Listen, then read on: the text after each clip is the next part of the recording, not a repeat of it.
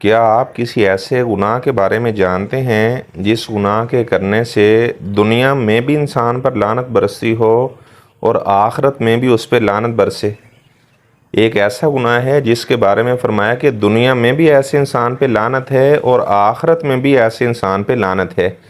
فرمایا کہ وہ لوگ جو پاک دامن عورتوں پر تہمت لگا دیتے ہیں اور 4 گواہ بھی نہیں لے کر آتے، تو فرمایا کہ فجلدوہم 80 جلدہ، ایسے لوگوں کو 80 کوڑے مارے جائیں۔ ولا تقبلوا لہم شہادۃ ابدا، اور ایسے لوگوں کی گواہی بھی کبھی قبول نہ کی جائے۔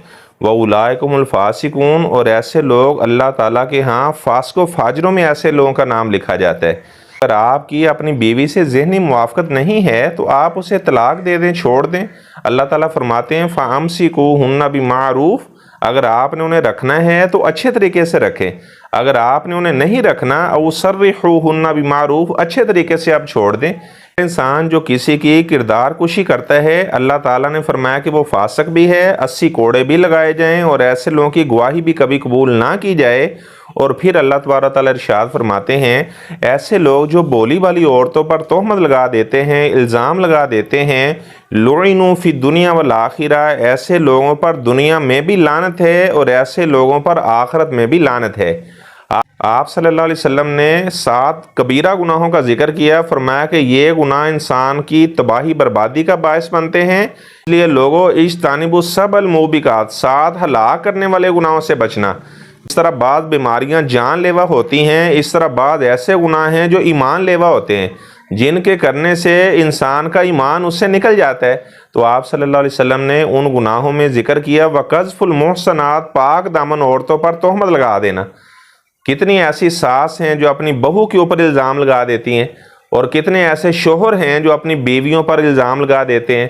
بھئی اگر آپ کی اس سے ذہنی موافقت نہیں ہے، انڈرسٹینڈنگ نہیں ہے، تو آپ اللہ تعالیٰ سے ڈریں، اپنی بیوی کے اوپر الزام نہ لگائیں۔ اگر آپ اپنی بیوی کو طلاق بھی دے دیتے ہیں تو اس کے باوجود بھی آپ اپنی بیوی پہ الزام نہ لگائیں۔ ہمارے معاشرے میں کیا چلتا ہے، شوہر اپنی بیوی کو طلاق دے دیتا ہے، اس کے بعد اس کی کردار کشی کرتا ہے اور اس پہ الزام لگاتا ہے میری بیوی کا کریکٹر صحیح نہیں تھا، اس وجہ سے میں نے اسے طلاق دے دی ہے۔ تو بھائی یہ اللہ تبارک و تعالیٰ کو آپ ناراض کریں گے۔ کوئی اس طرح الزام تراشی کرنے والا ہے تو گویا کہ وہ اللہ تعالیٰ کو ناراض کر رہا ہے۔ آپ صلی اللہ علیہ وسلم جب عورتوں سے بیعت لیتے تو ان سے یہ بھی وعدہ لیتے کہ آپ نے کبھی کسی پر بہتان نہیں لگانا۔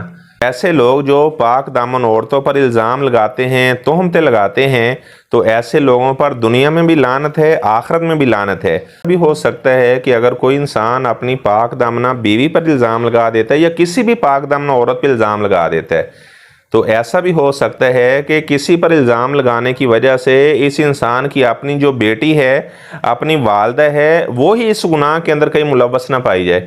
تو اس لیے کبھی کسی کے اوپر الزام نہ لگایا جائے، ہر وقت اللہ تعالیٰ کا ڈر مد نظر رکھا جائے۔ اگر کوئی بندہ کسی پہ الزام لگاتا ہے اپنی بیوی پر یا کسی بھی پاک دامنہ عورت پر، اور اس کے بعد اس سے معافی بھی نہیں مانگتا، اللہ تعالیٰ سے معافی مانگتا ہے یا اللہ تو مجھے معاف کر دے، تو ایسا انسان اسے اللہ تعالیٰ معاف نہیں کرے گا جب تک وہ اپنی بیوی سے معافی نہیں مانگ لیتا۔ ظاہری بات ہے جو حقوق العباد ہیں، جب تک انسان انسانوں سے معافی نہ مانگے تب تک اللہ تعالیٰ بھی حقوق العباد کو معاف نہیں کرتے۔